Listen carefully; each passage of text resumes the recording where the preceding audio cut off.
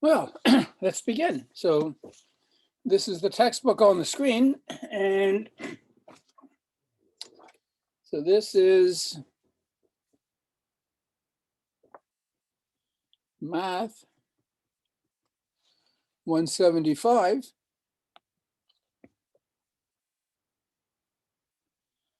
Lesson 1. Calculus 1, Lesson 1. So on the Blackboard website for the class, and also in emails you should have gotten, are several documents, information about the class, the schedule of homeworks and exams. The syllabus is on the website. The syllabus is the departmental syllabus for Math 175.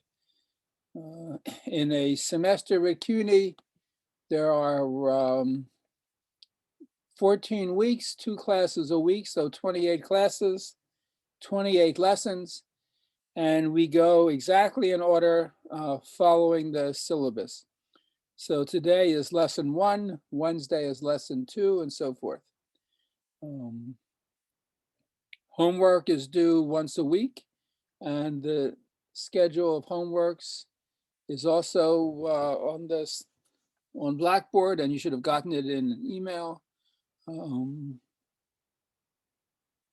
We have 2 midterms, final exam, all the standard stuff that we do in the class. So I'm going to leave it up to you to read all the information that's on Blackboard, and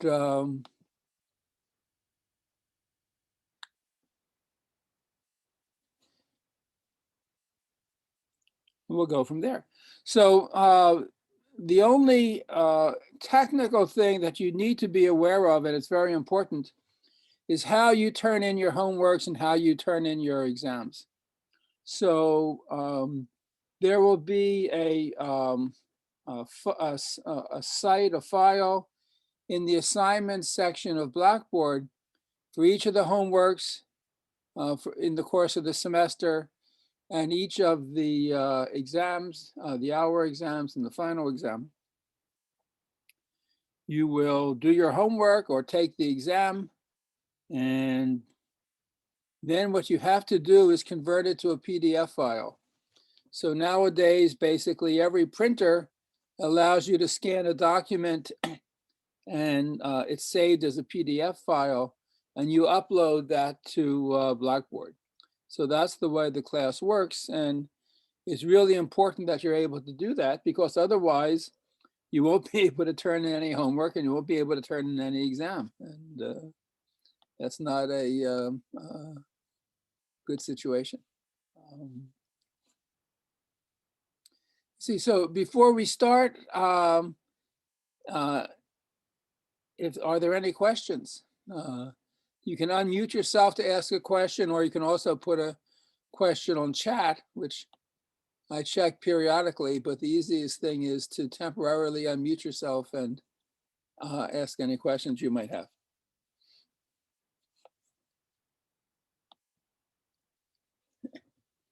At some point in the class, I stop and I just to take attendance, because as you know, at CUNY, by the 3rd week of the semester, I have to report attendance. So it's really important that I get your name down, that you're attending the class. Okay. All right, well, lesson 1 is a review of pre-calculus.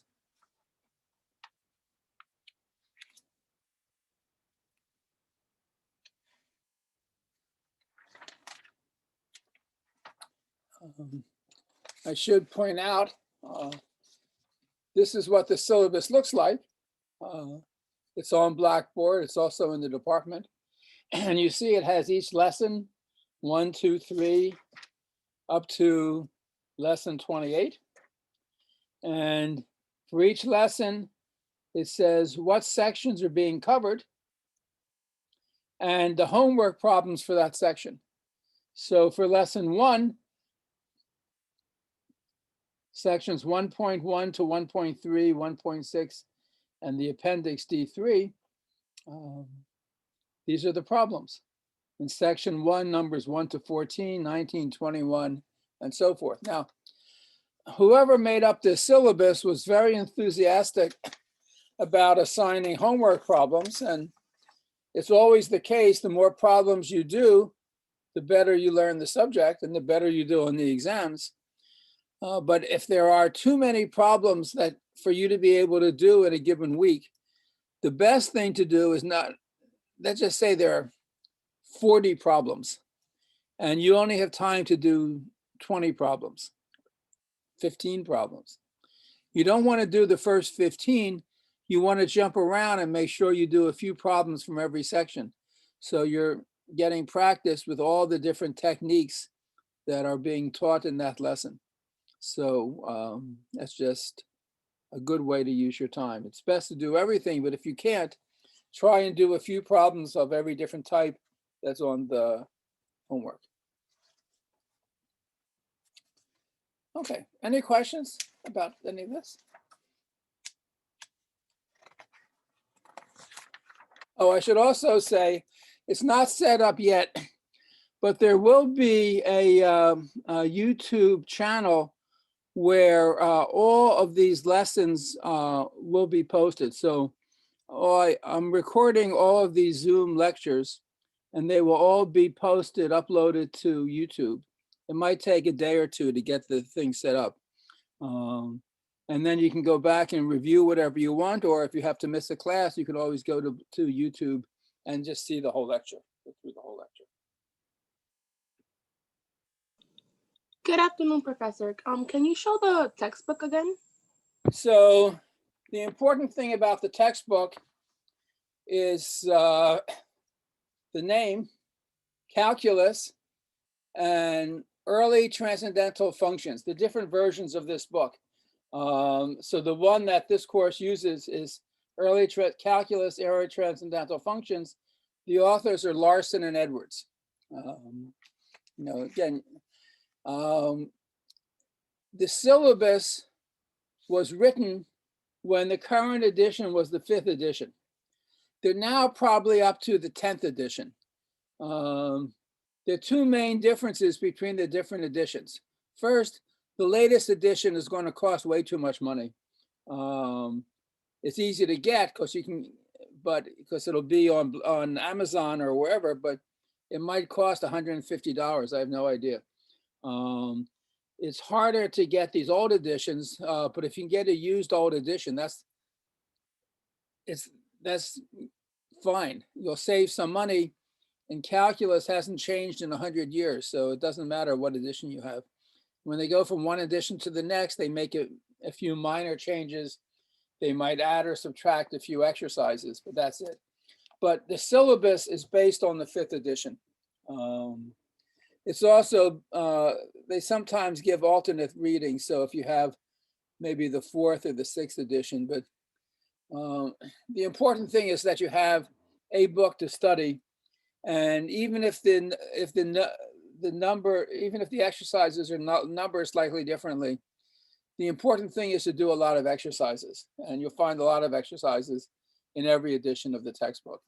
But the authors are Larson and Edwards, and it's calculus, early transcendental functions.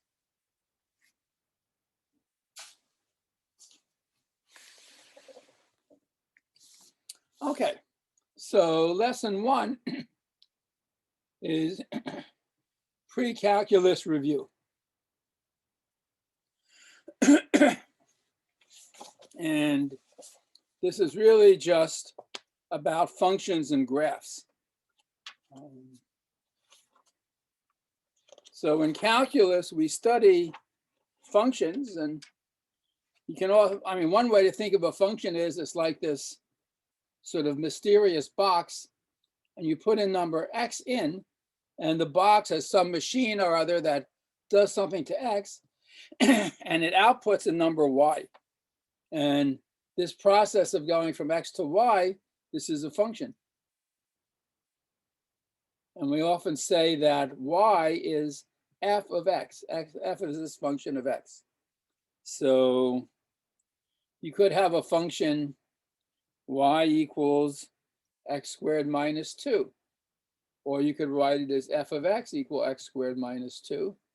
And that means if you put in a number x, what comes out is x squared minus 2. So if you put in 5, what comes out is 5 squared minus 2, or 23. If you put in 1, what comes out is 1 squared minus 1, or minus 1, and so on. If you put in 17, what comes out is 289 minus 2, is 287, and so on. So that's what a function is. And in calculus, we study functions, right? You have a number x, the function does something to x and gives you a new number y. And you spend a lot of time in pre-calculus learning how to draw the graph of a function. So for example, if you have the function f of x equals x squared minus 2, you might make a little table of different values of x, just because it's kind of interesting. So here you'll put x, and here you'll put f of x. So if x is 0, 0 squared minus 2 is minus 2. If x is 1, 1 minus 2 is minus 1. If x is 2, 4 minus 2 is 2. If x is 3, 9 minus 2 is 7. If x is 4, 16 minus 2 is 14. If you put in minus 1 for x, you get the same as if you put in 1, because you're squaring it. So this is really plus or minus 1, plus or minus 2, plus or minus 3, plus or minus 4. For these values of x, you get these values of y. And if you draw the xy plane,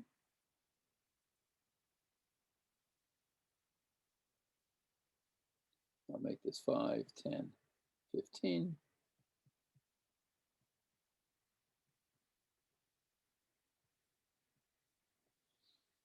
When x is 0, y has the value minus 2.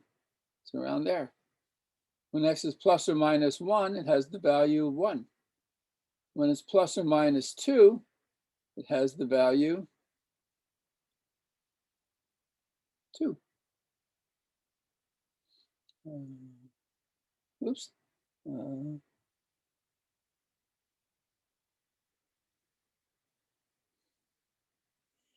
What I wrote down is correct, but what I drew is incorrect.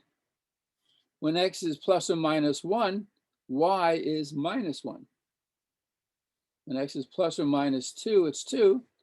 Plus or minus 3, it's 7. Plus or minus 4, it's 14. And if you kind of fill in the curve by hand, you get, this is the graph of the function, which you recognize as a parabola. The graph of a quadratic polynomial is always a parabola.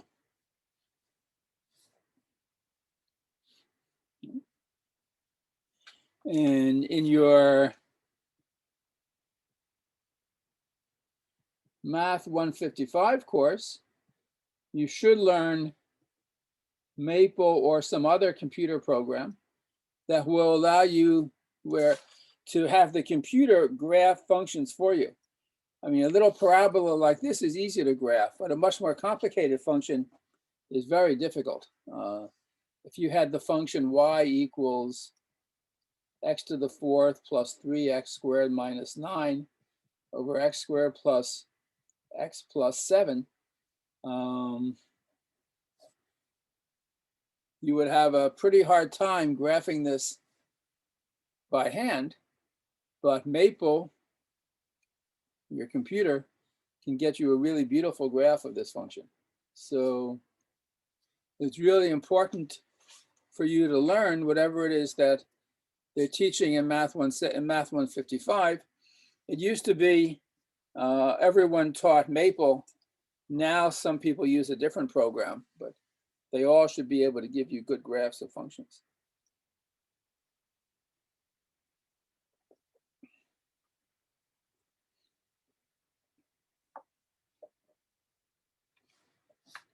Now, when you have a graph of a function,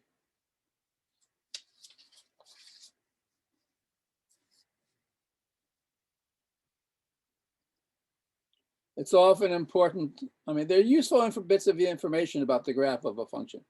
I mean, your function might look like this. And to understand the function, it's good to know, for example, where it crosses the y-axis. So there's going to be just one point where it crosses the y-axis, and that's called the y-intercept. There can be many points where it crosses the x-axis. In this case, you see 4 of them. And those points are called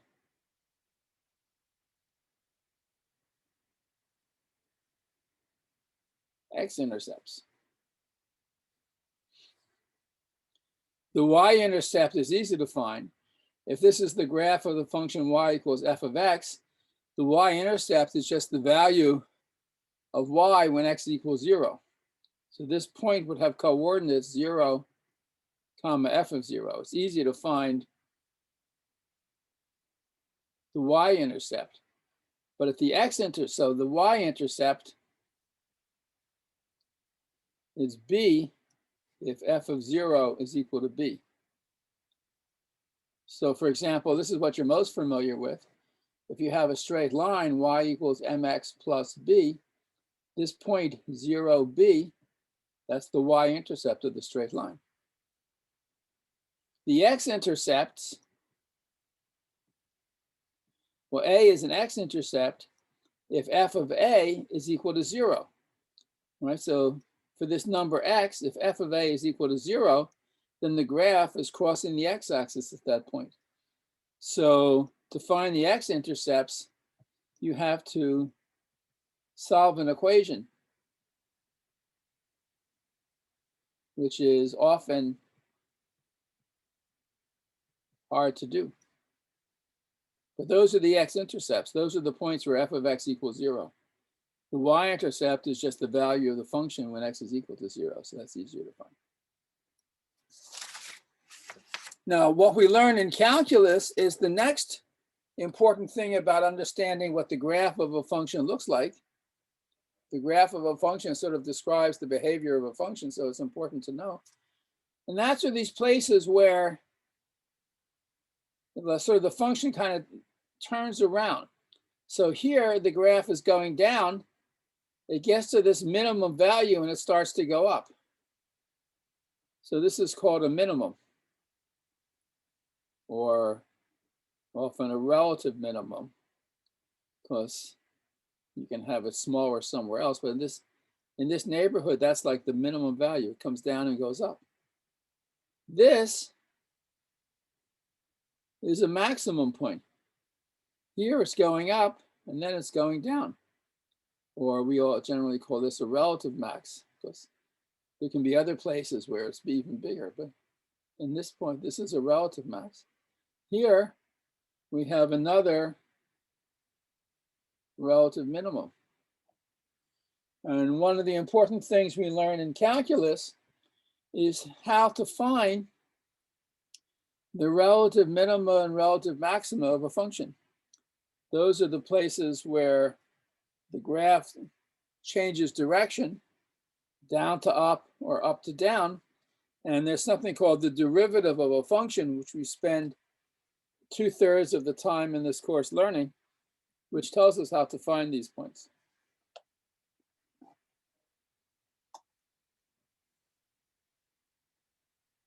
Other interesting properties of a function which are nice to know about are different kinds of symmetries. So if, for example, we take this parabola, this, I didn't draw it so well, but this has a kind of symmetry around the y-axis. If you take this parabola and you rotate it 180 degrees around the y-axis, you get back the same thing. So this is symmetry with respect to the y-axis. Okay? This is a symmetric. This has a symmetry. And what that means is, if you want to write it algebraically, if this is the point x, so this is x comma f of x on the graph. And then if you take the symmetric point, this would be minus x. And so the coordinates of this point on the graph will be minus x and f of minus x. And symmetry with respect to the y-axis means these two heights are the same. F of x equals f of minus x. So a function that has that property is called symmetric. See, what's another example? Suppose we take f of x to be the cosine of x. So this is the graph of the cosine. Goes from -1 to 1. And if you rotate this around the y-axis, the graph doesn't change. And that's because of the symmetry that says the cosine of minus x is equal to the cosine of x for every angle x. So if you can recognize a certain function as being symmetric, then you've learned a lot about that function. So this is what symmetry with respect to the y-axis means. A function that has this property is also called an even function. So an even function is a function that has the symmetry around the y-axis. You can also have a function that's symmetric around the x-axis, or at least a graph that's symmetric with respect to the x-axis. So an example that's given in the text is a graph that looks like this. And this has the property that if you rotate this graph around the x-axis, it doesn't change. This is not the graph of a function. This is just a certain set of points in the plane. It is kind of a graph, but not the graph of a function. And a graph that looks like this is symmetric with respect to the x-axis. The third type of symmetry is something which is symmetric with respect to the origin. So you might have a function which for x positive looks like that, and for x negative, it's sort of like, looks like that. It's kind of like if you take this point and you reflect it through the x-axis, through the origin, you get this point. So this would be x, y. This has coordinates x, y. This is minus x. This is minus y. This has coordinates minus x, minus y.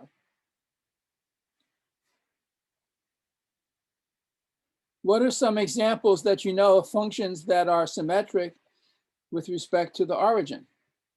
So another way of saying this is that f of minus x isn't equal to f of x, it's equal to minus f of x. You could take y equal to x cubed, or f of x equal x cubed. The graph of the cube function looks exactly like this. So y equal x cubed is an odd function. Another example is f of x equal to sine of x. So you learn that f of minus x, or the sine of minus x, is minus the sine of x, or minus f of x. So that means that the sine is also an odd function. And if you graph the sine, it looks like this. Whatever point you have here, the corresponding point, this is x, this is minus x, is down there. So the sine is an odd function.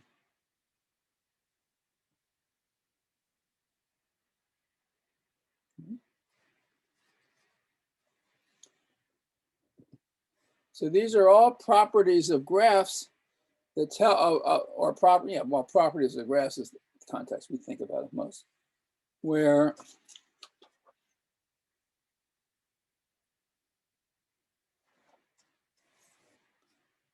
if we know something about the symmetries, we can get, we have an easier way to graph the function. That's the graph of the function that tells us the most about what the function is and how it behaves. So we have x-intercepts and y-intercepts. We have relative maxima, relative minima, and we have these different symmetries. Symmetry with respect to the x-axis, which is what we call an even function. Symmetry with respect to the origin, which is what we call an odd function.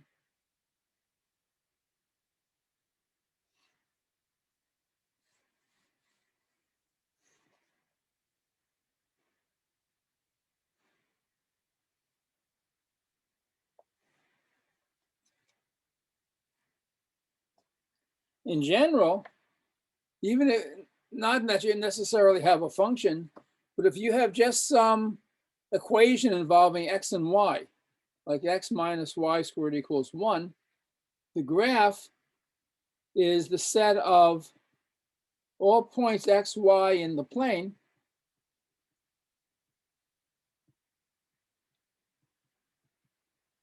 that satisfy the equation.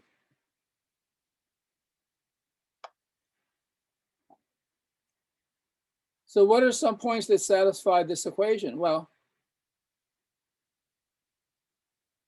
you could have x equal to 1 and y equal to 0. You could have y equal to 1 and x equal to 2. Right? Because 2 minus 1 squared is 2 minus 1 is 1. Also, you could have y equal minus 1. Because when you square it, you get the same thing. If y is plus or minus 2, x minus 4 equals 1 means x has to be 5. If you look at this equation, you can notice if x, y satisfies the equation, so does x and minus y. Because y squared and minus y squared are the same. So whenever x and y are on the graph, so is x minus y.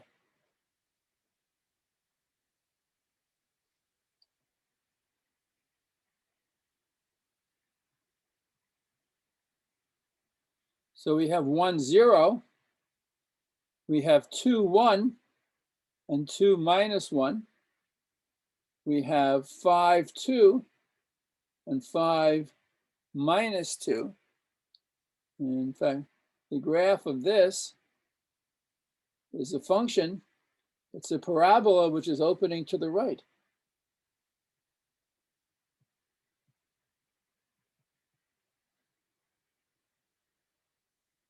And you notice if you reflect this around the x-axis, you get the same graph. So this is symmetric.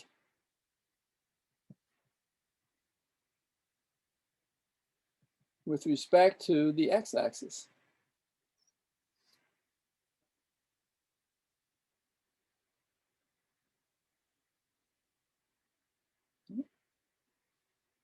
So this is just lots of interesting things about graphs of functions. They're graphs of equations. They're very nice.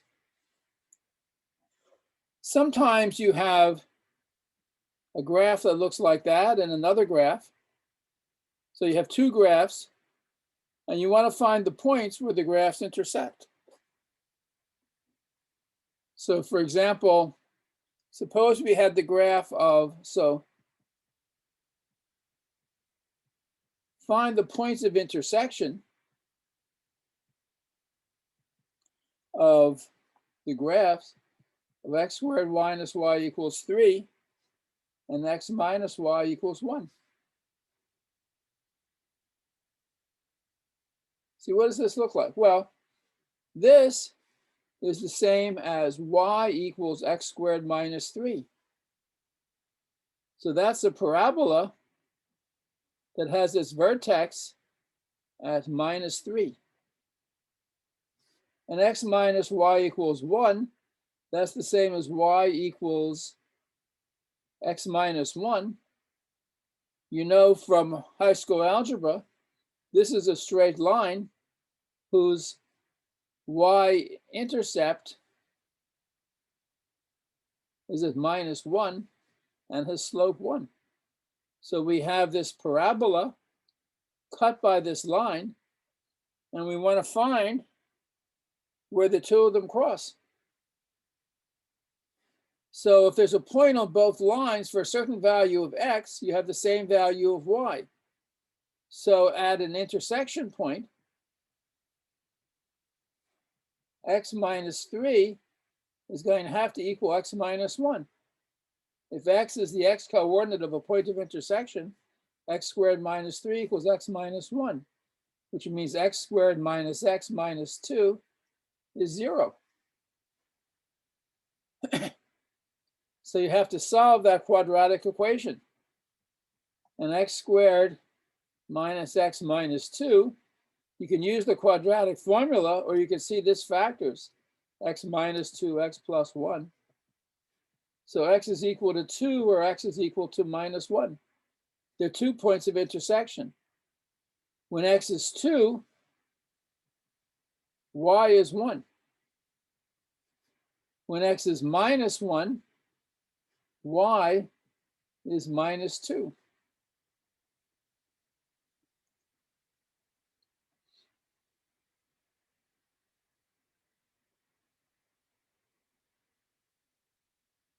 So we found the points of intersection of these two graphs. We found the places where this line intersects the parabola.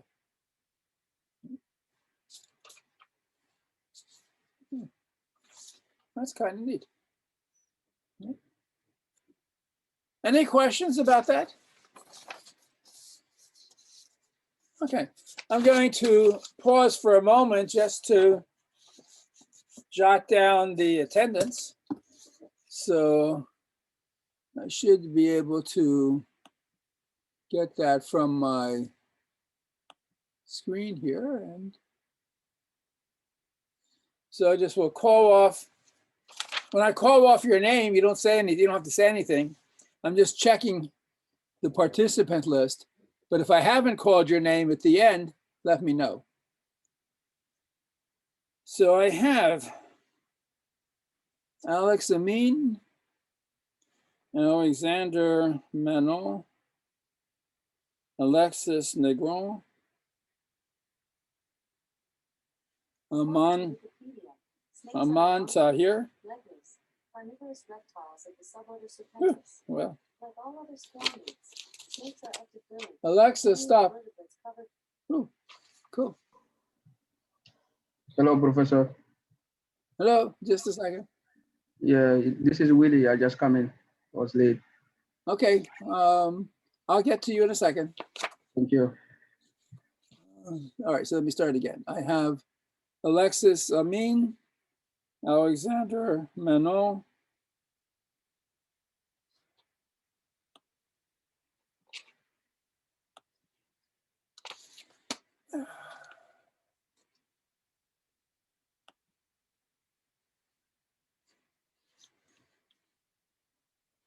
Alexis Negron, Aman Tahir, Anna Leonardo,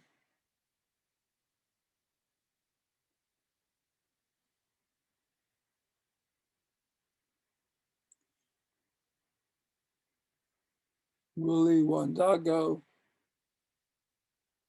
Diane Pham. Yes, Professor. This is Willie Wandago. Yeah, no, that's fine. Thank you. Okay. Elijah Atkins,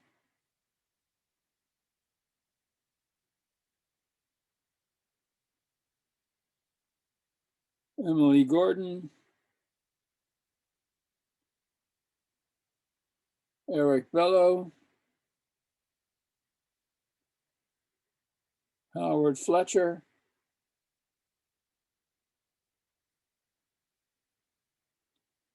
Yoseb Verdizuli,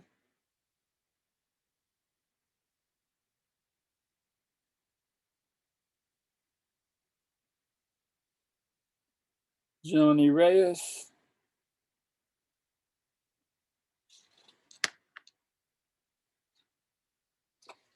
Lisa Frias, Kevin Arias,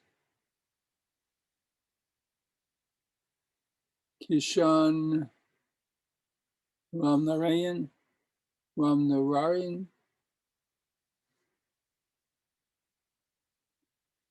Laurie Beltran,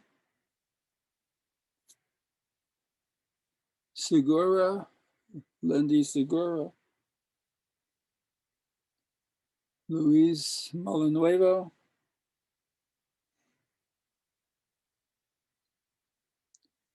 Luis Soto, Marilyn de la Cruz, Macias Garcia Vega,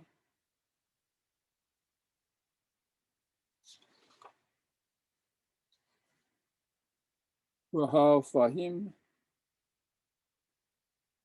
Sandeep Kanwal, Nguyen Tran, Victor Alcantara,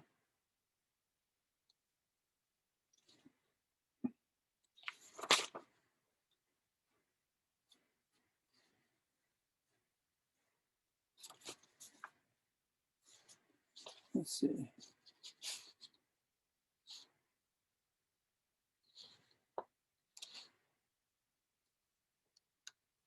Let's see, is there Yassine Qaid Al-Khafi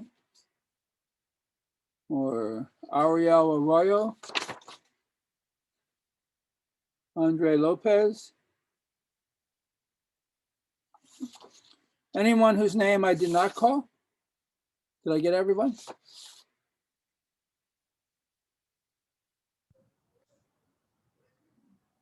Yassine Al-Kaifi?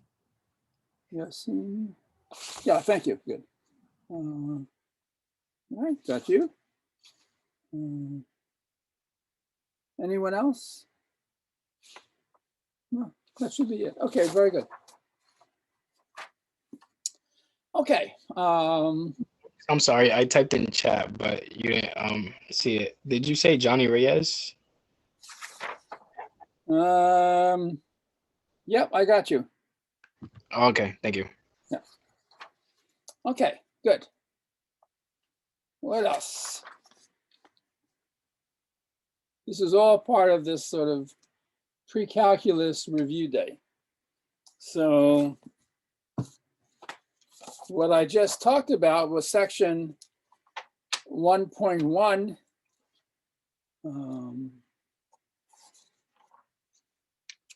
Section 1.2 is just a review of straight lines.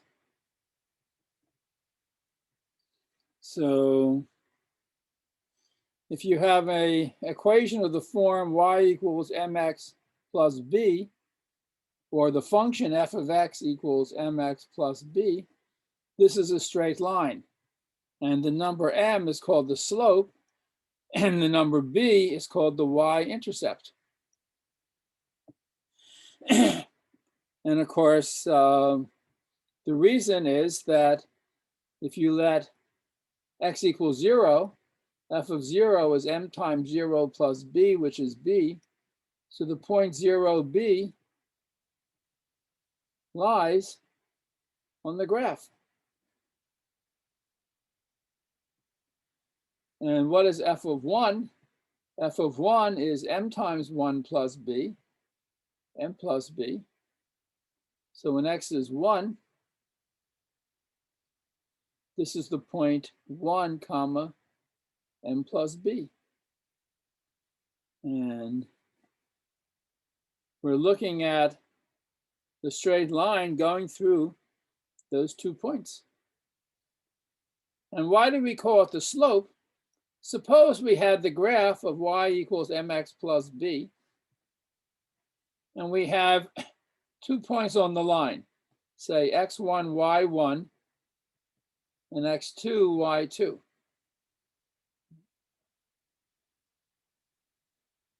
So this means that y1 is m x1 plus b, and y2 is m x2 plus b.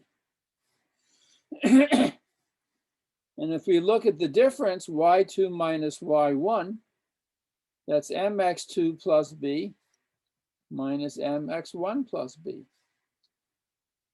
And when you subtract, the b's cancel. You get mx2 minus mx1, or m times x2 minus x1. And if you divide by x2 minus 1, you get m is y2 minus y1 over x2 minus x1. So we get a formula for m, and it doesn't depend on which 2 points on the curve, on the straight line you're at. For any x1, y1, and x2, y2,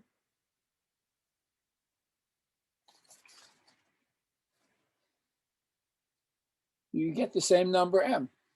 And this number m is the slope. You can think of this as a ratio, right? For x2, x1, y1, and x2, y2, this height is y2 minus y1.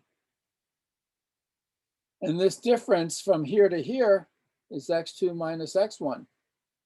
This is sometimes called the rise. It's how much the function goes up as you go from here to here. And this is called sometimes the run. So the slope, some people like to say, is rise over run. It's the ratio of how much the line rises as x runs over a certain distance. And you should have a lot of experience with straight lines just from high school, pre-calculus.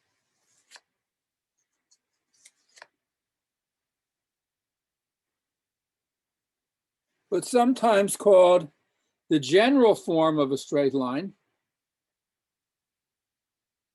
is ax plus by plus c equals 0. So the graph of any equation like this is a straight line. And this is in some sense more general than y equals mx plus b, but we can recover that expression in the following case. If b is not 0, then we can write this as by is minus ax minus c. And if b is not 0, we can divide by it. So y is minus a over b x plus minus c over b. And if we let minus capital A over b be equal to little m, and minus c over capital B be equal to little b, this is just y equals mx plus b. So when b is different from 0, you can rewrite this into this sort of standard form. This is sometimes called the slope-intercept form of a straight line. M is the slope and b is the intercept. And this gives you every line with one exception. Any line, whatever. You can get almost any line in this form, but there's one line that you can't get, and that's a vertical line. You have a vertical line. It's a perfectly good line, but you can't write it like this. But that's exactly what comes out of this expression when b equals 0. If b equals 0, then this expression says ax plus c equals 0, ax equals minus c, x is minus c over a. So for any point whose x coordinate is minus c over a, it satisfies this equation. And this general form for a straight line does give you a vertical line. So y equals mx plus b gives you every non-vertical line. A vertical line is always of the form x equals a constant, but both of these types of lines do come out of this general form. So that's one reason why some people like to think of this as the most general form of a line.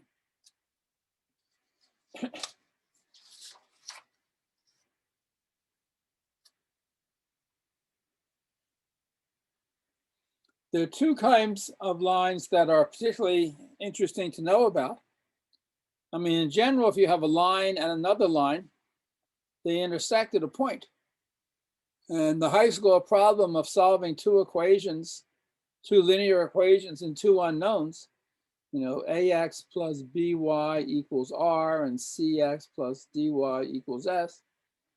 Each of these is the graph of a line, and they all intersect normally at one point, and you want to find the point of intersection. But sometimes you have lines that don't intersect. Lines that do not intersect are called parallel. So parallel lines are lines that don't intersect. And if you have lines that don't intersect, that is, are parallel, lines are parallel if and only if they have the same slope. So two lines, if you have y equals mx plus b1 and y equals mx plus b2, these lines will be parallel. If I write this, y equals m1x plus b1 and m2x plus b2, they're parallel if m1 equals m2, if they have the same slope. So for straight lines, having the same slope is exactly the same thing as saying the lines are parallel. The other concept that you see very often in geometry is two lines that are perpendicular. So if we have a line y equals m1x plus b1 and y equals m2x plus b2, two straight lines are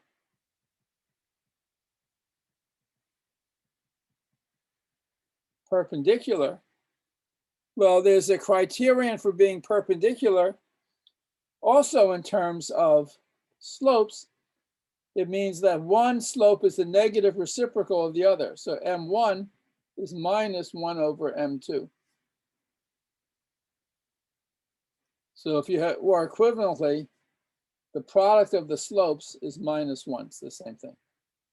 So if you have two lines and the product of their slopes is minus 1, or one slope is the negative reciprocal of the other, then the lines are perpendicular.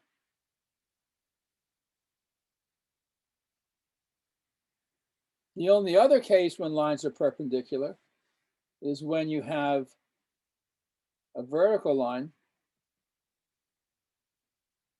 and a horizontal line.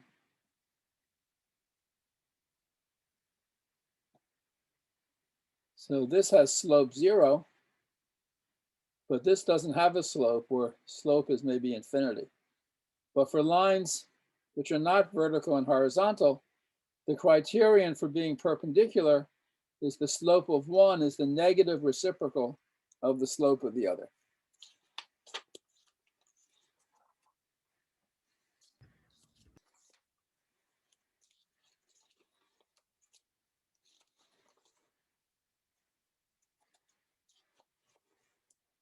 Okay. Any questions about this?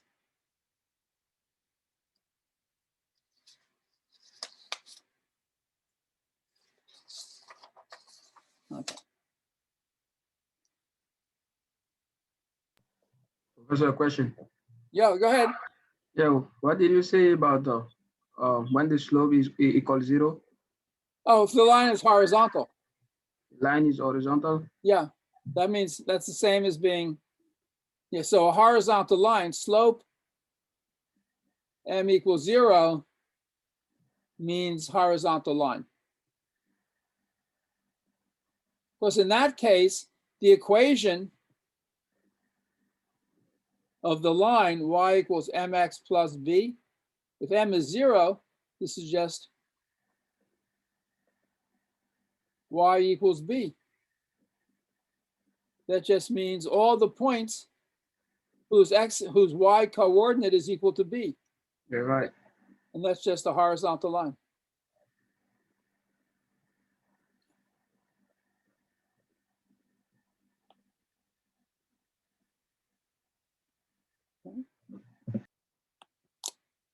Okay, any other questions?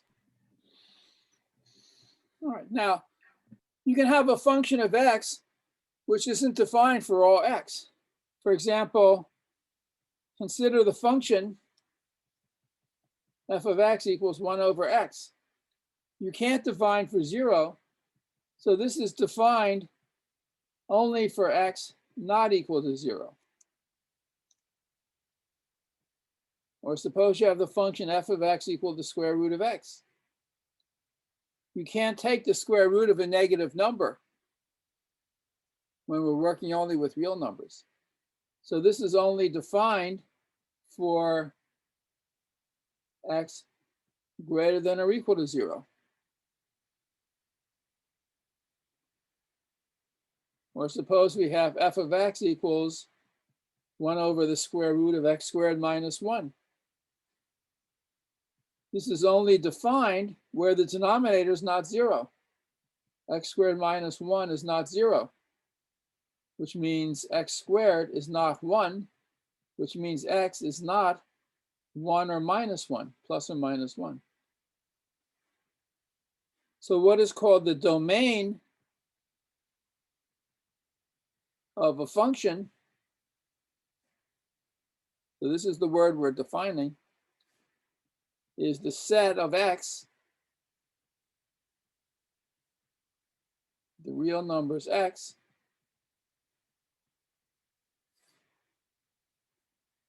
for which the function is defined. Makes sense. And most functions are defined at all values of x except those that screw it up somehow. And there are usually just two ways a function is not defined at x.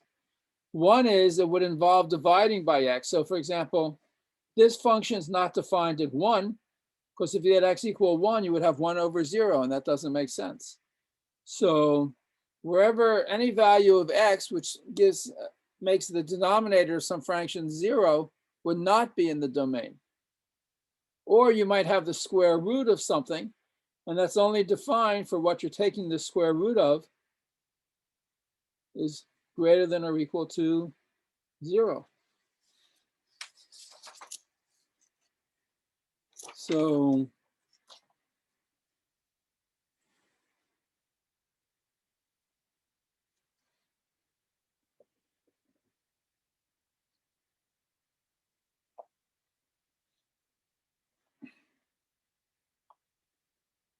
and sometimes it's a little bit tricky. So find the domain of the function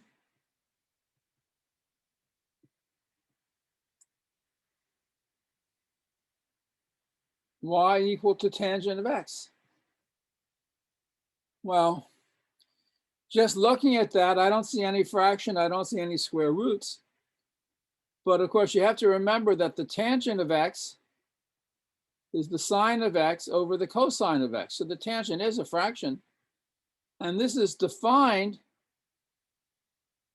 whenever you're not dividing by 0. Whenever the cosine of x is not 0. But remember what the graph of the cosine looks like. It's equal to 0 at infinitely many different points. This just oscillates. And where does it equal 0?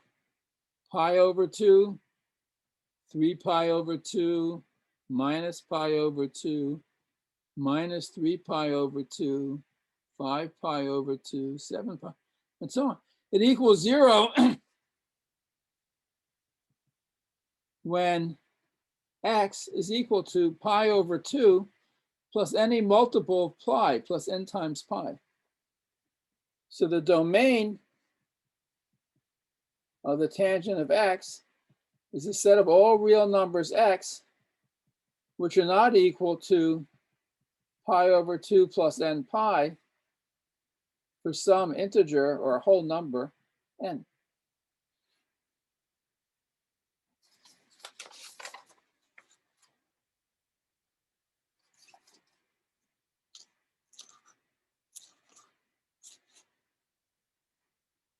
And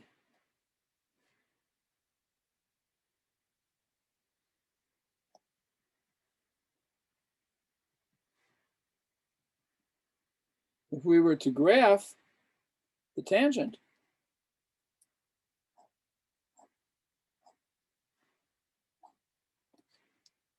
this is the point pi over 2, 3 pi over 2, minus pi over 2. The graph looks like this. And at this point, pi over 2, and 3 pi over 2, and minus pi over 2, at those points, the tangent is not defined.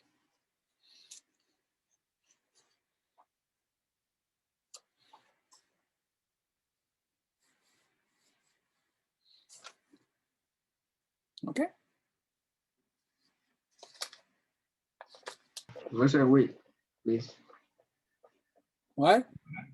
Said to wait. Professor, I cannot see your handwriting very well, so you can. Is this clear? Little bit. Well, So the domain is f is different than pi over 2. so the domain of x is all x not equal to pi over 2 plus n times pi. This means pi over 2, pi over 2 plus pi, pi over 2 plus 3 pi, and so forth. So this is x not equal to, you have pi over 2, pi over 2 plus pi, pi over 2 plus 2 pi, and so on forever, and also with minus signs.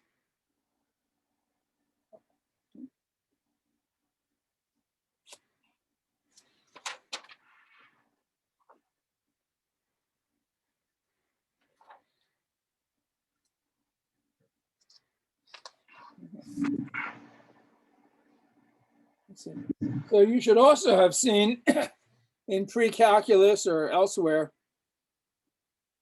various transformations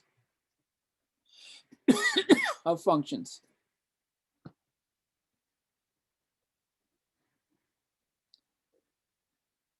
So suppose we have y equals x squared plus 2. Or let's say y equals to x squared. That's my function. F of x equal x squared. If instead you look at f of x plus 2, see, here's the graph, y equals f of x. if you take y equals f of x plus 2, that shifts it up 2 units. So in general, if you start with the function f of x and you look at a new function, f of x plus c, this shifts the graph. That's a vertical shift of the function.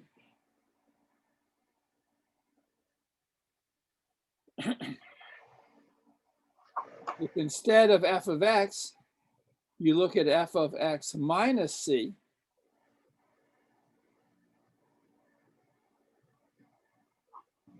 this shifts the graph c units to the right. Let's look at an example of that. Suppose we have f of x equals x squared. Let's take c equal to 3. What is f of x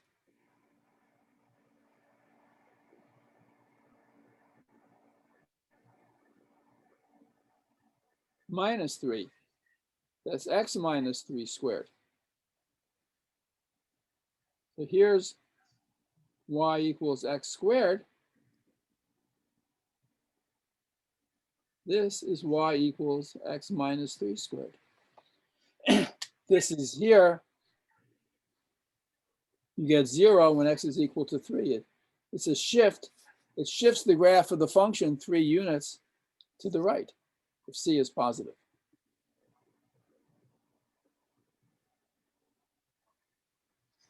If you shift in the other direction, if you go from f of x to f of x plus c, this shifts the function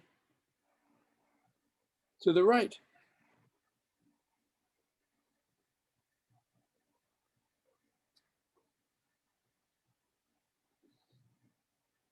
If you start with the function f of x and you look at the new function f of minus x, this is a reflection through the y-axis. If you started with the function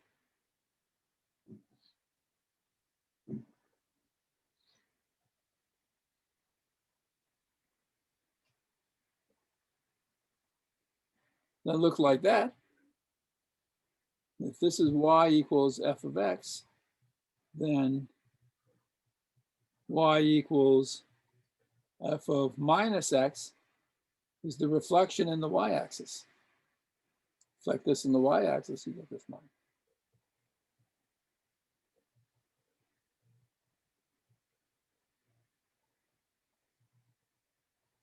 If you start with y equals f of x, and you look at the function y equals minus f of x, that's a reflection in the x-axis.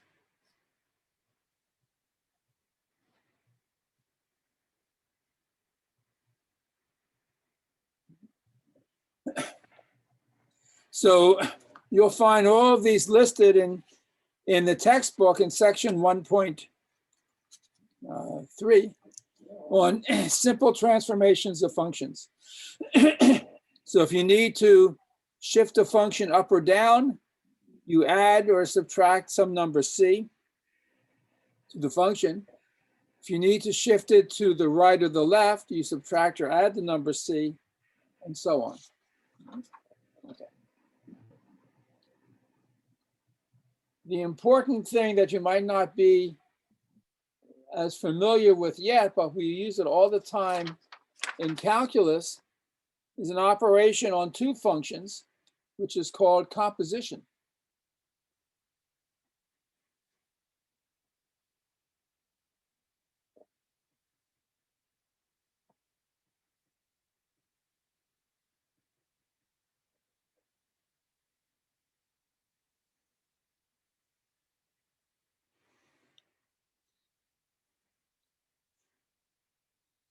So you can imagine you have a function g of x.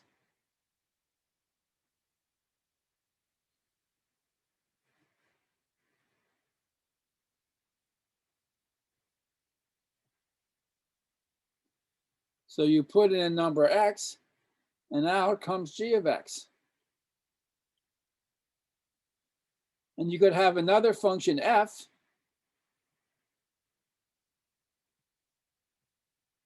and you take this number that you just got from g, and you put g of x into this, and out comes a function f of g of x. So you have two functions, and you do one after the other. And so you started with x, and you ended with f of g of x. And what we define f circle g of x to be f of the number g of x. And this is called composition.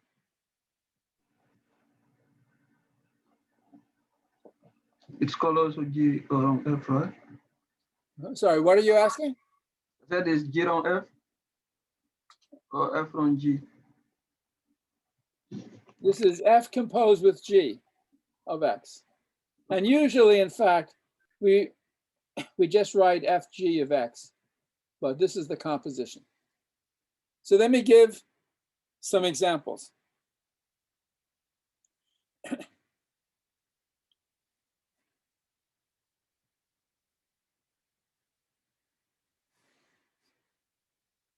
Suppose f of x is 2x minus 3, and g of x is cosine of x. So f composed with g of x is f of g of x. G of x is the cosine, so this is f of cosine of x. And what does f do to a number? It multiplies it by 2 and subtracts 3. So this is 2 times cosine x minus 3. So f composed with g is this function.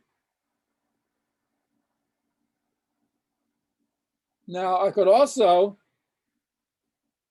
compose in the opposite order. What is g composed with f? This is g of f of x. What is f of x? 2x plus 3. So g of the number 2x plus 3 is the cosine of 2x, Minus minus minus 3. cosine of 2x minus 3. And you notice these are different, right? So f composed with g is a perfectly good function, and g composed with f is also a perfectly good function, but they're different functions. So the order in which you do this composition is significant. It matters. Right?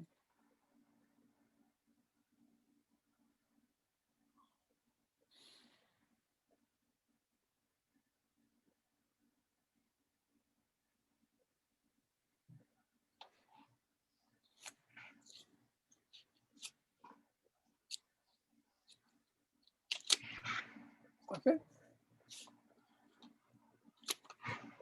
Again, we're covering a fair amount of material, and the whole point of the lecture is just to give you a hint of what's in the lesson, and you really need to read the book and study and do problems, and that's how you understand what's going on.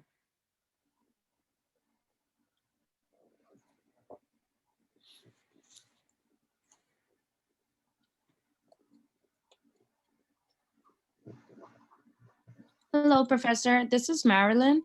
I wanted to ask a question. Is the lecture recorded so we can see it and view it after class? Yes, so the lectures are recorded.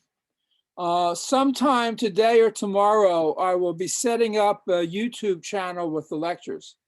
And you'll be able to view the lecture whenever you want. And if you miss a class, you can always just go to YouTube and watch the lecture as well.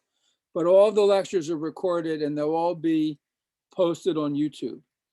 If you go to the YouTube channel that I referred to in the information sheet on Blackboard, you'll find lectures from last semester and the semester before that. But very soon, in the next couple of days, I'll be posting this semester's lectures as well. But they all are recorded and on YouTube for you. Thank you. Okay. Section 1.6 is a review of exponential and logarithmic functions.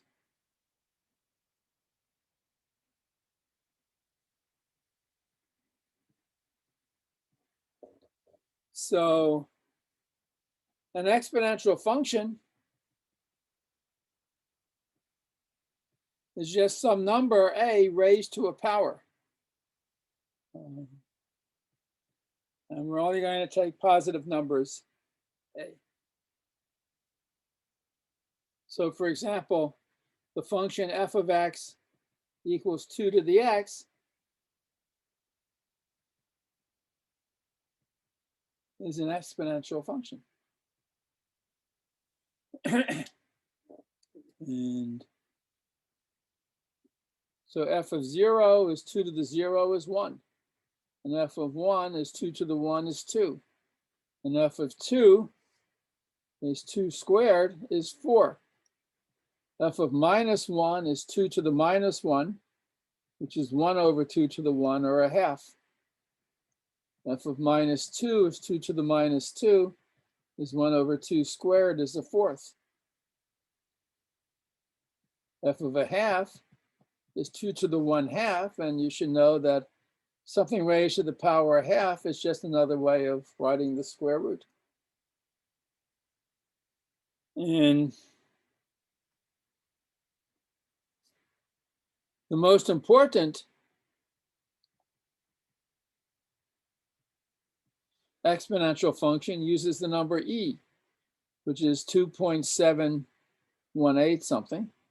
And we look at the function e to the x, that really is the most important exponential function. This comes up everywhere in science, math, finance, business, biology, everywhere. This is the world's most important function, really.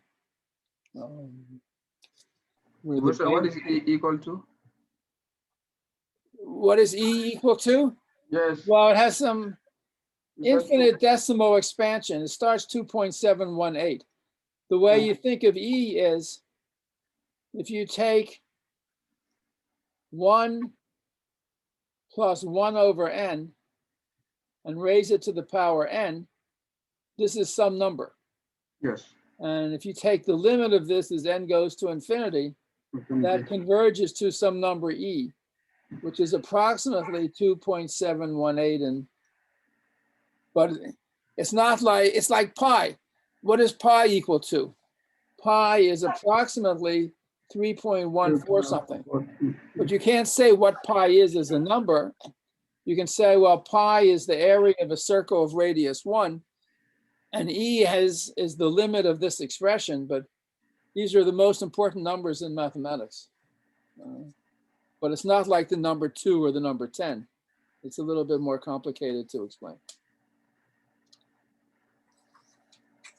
For us, what you have to know is the simplest central properties of exponents.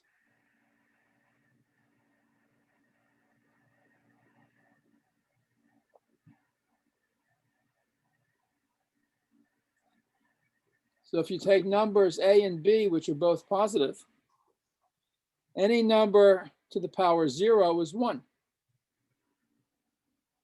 If you have a product of two exponentials, a to the x times a to the y, this is a to the x plus y. If you have a to the x raised to the power y, that's a to the power x times y. X power y. If you have a to the x divided by a to the y, that's a to the x minus y. Minus y. If you have a over b to the x, that's a to the x over b to the x.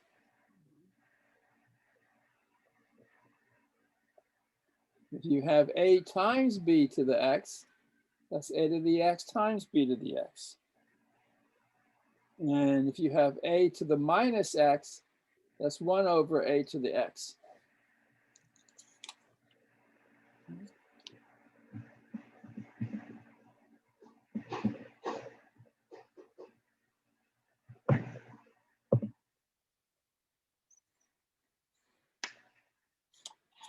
So for example,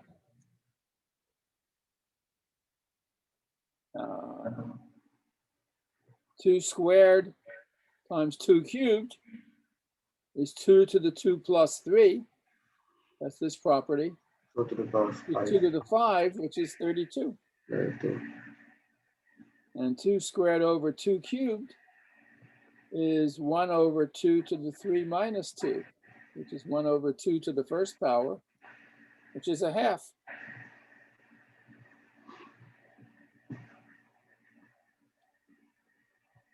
And 1/3 to the minus x, 1/3 is 3 to the minus 1 to the minus x.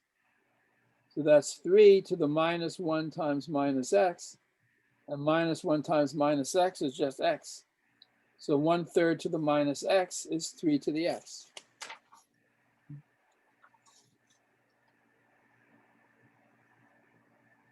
From the point of view of graphs, if a is greater than 1, the graph of y equals a to the x looks like this. It's always positive, and as x goes to infinity, this goes to infinity. If a is less than 1 and greater than 0, the graph of the function looks like this. It's decaying. This is usually called exponential growth, and this is exponential decay. But it's very important to have those pictures in your head.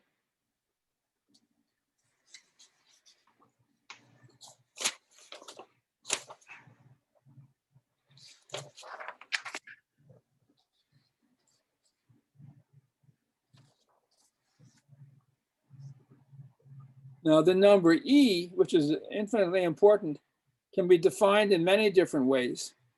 So e, which again I said is roughly 2.718. A book or a calculator will give you many more decimal digits.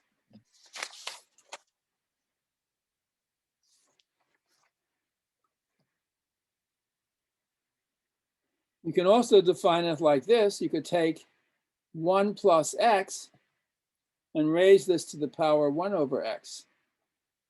And the limit of this as x goes to infinity is equal to e. And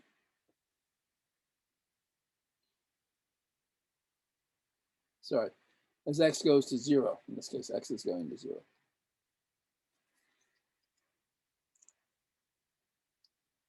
Which is the same as the limit of 1 plus 1 over n to the n plus as n goes to infinity. Because as n goes to infinity, 1 over n goes to 0. That's the same thing.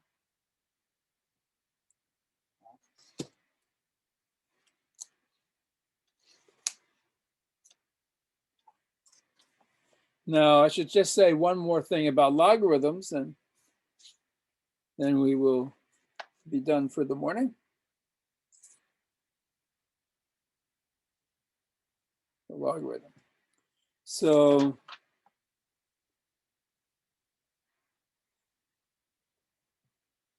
if a to the b is equal to c, that means you take a, raise it to the power b is equal to c, then what is called the logarithm of c to the base b is equal to a.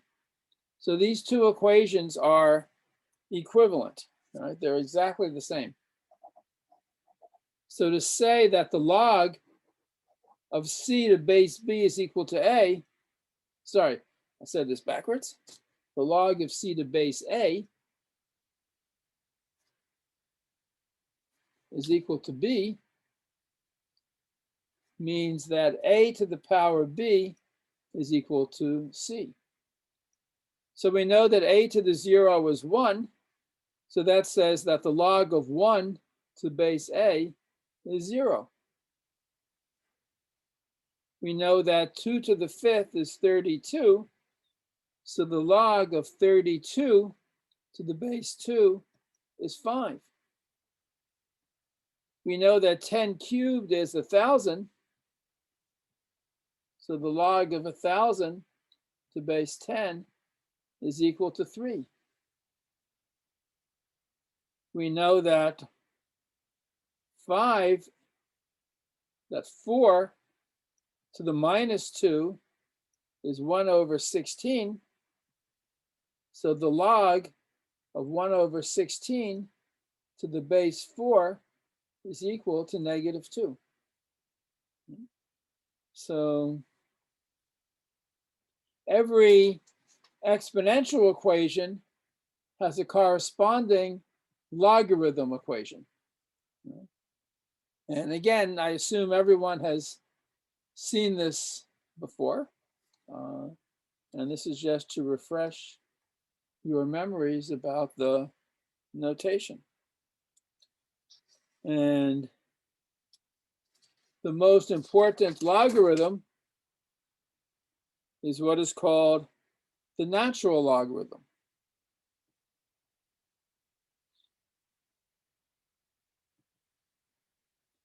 Which is usually written ln.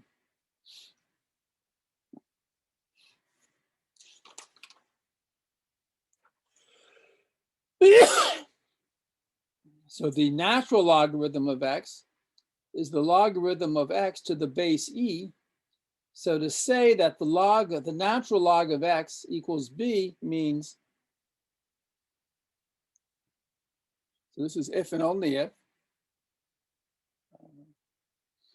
sorry, natural log of x equals b means e to the b is equal to x. And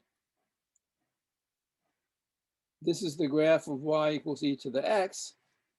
And the graph of y equal the natural log of x is this. So this is defined for all x. So the domain is all x. And the range, the values that the function takes are x greater than 0. So for the exponential function, any exponential function, the set of x for which is defined is all x, but it always gives you a positive number. A positive number to any power is positive, so the range is all positive numbers. But for y equal to the natural log of x, the domain, this is only defined for x positive, but the range is all x.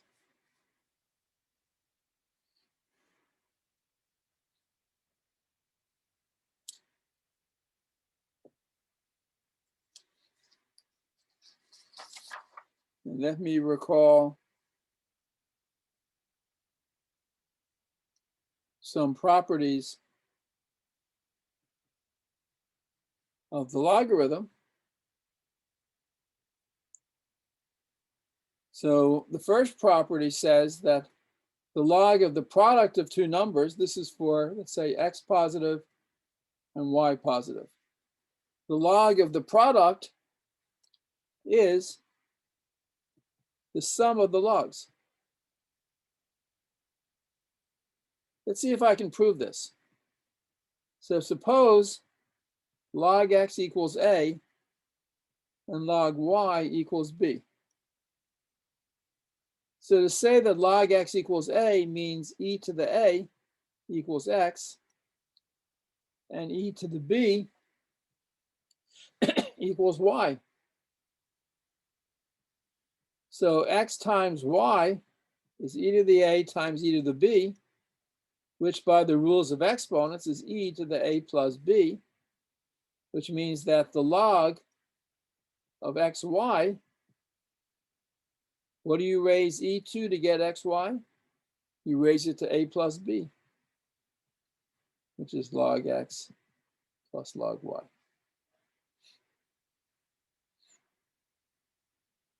And we have a quotient rule for logarithms. The log of x over y is log x minus log y. And we have that the log of x to any power is the power times log x.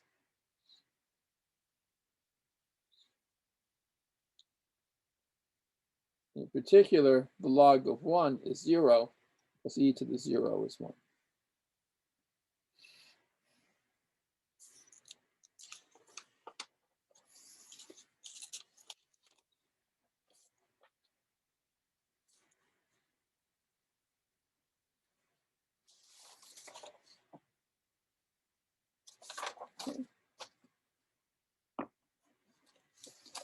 Let's see, any questions about any of this?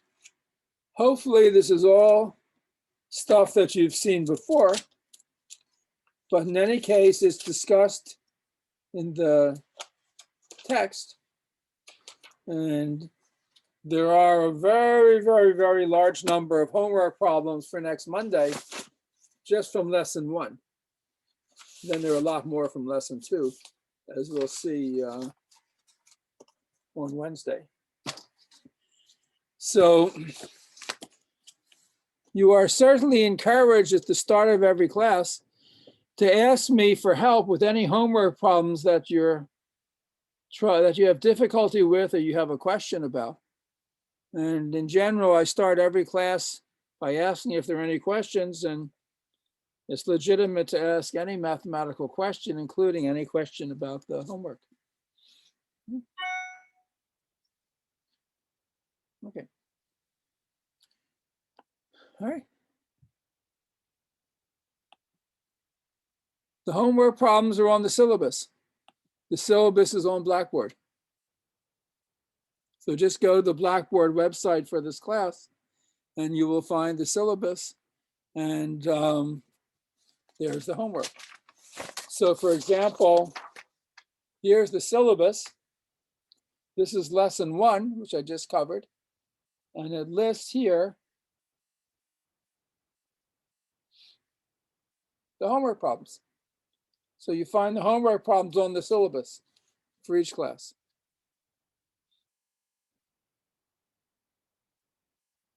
Okay. All right.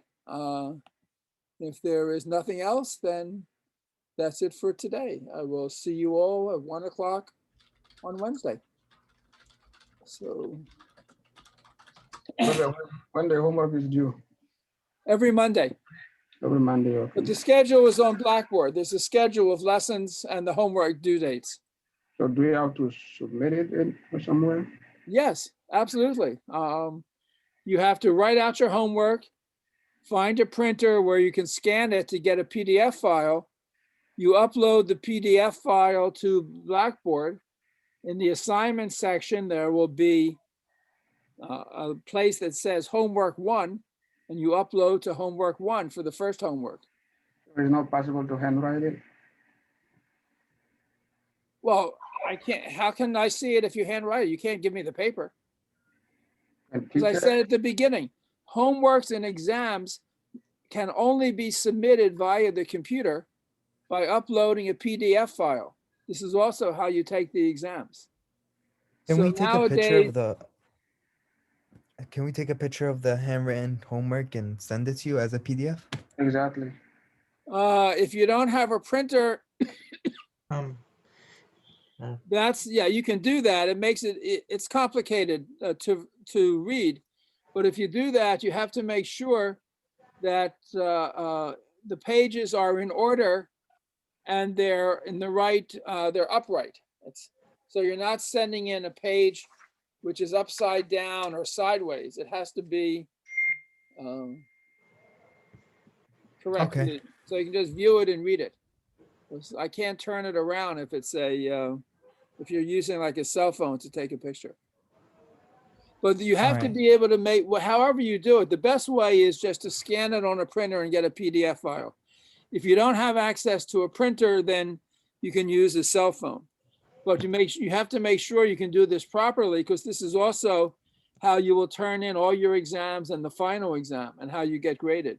So you have to be able to upload a PDF file. The only thing you can upload to Blackboard is a PDF file. And it's true you can use a computer, then you can use a cell phone. But then what you end up with is you're uploading like 10 different screenshots as opposed to one file. But if that's the best you can do, that's okay. Thank you, Professor.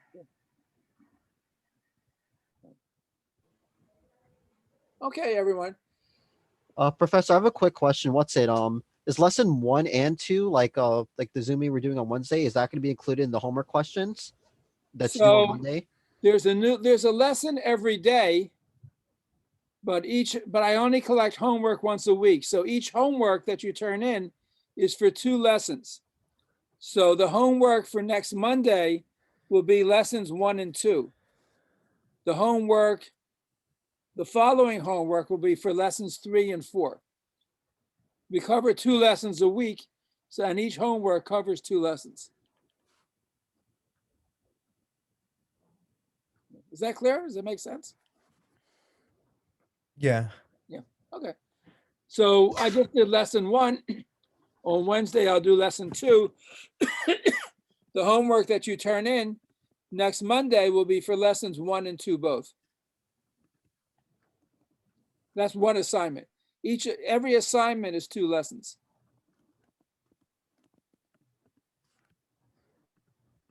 And you cannot email me homework or exams.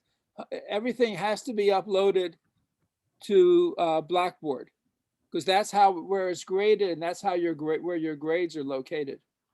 So so someone's asking me about digital notes. So if you can, well, if you're working on an iPad should convert it to a PDF file easily, and then you just upload that PDF file to Blackboard. That should be not hard to do. There's supposed to be people at the computer center at Lehman who you can access by email or phone, who can answer. I mean, I can't answer technical questions about how one piece of equipment will work for submitting PDF files, but usually no one has a problem if they have an ordinary printer where you can scan your homework or your exam and turn it into a PDF file, and then you upload the PDF file. For anything that's more complicated that you can't do, you could try the help desk in the computer center.